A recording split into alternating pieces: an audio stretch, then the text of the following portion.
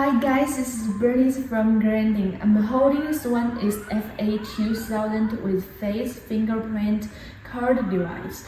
You can hear that. Why does it keep alarming after powering on? It's not broken because of this anti-tamper button on the back. When you take the device off the wall, this button pops up. It checks an alarm to prevent theft.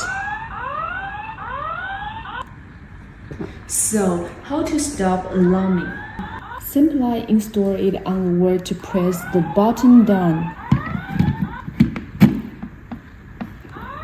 And verify the registered information. It won't beep at all. Or install the matching wheel cover to hold down the alarm button. Verify information for maintenance.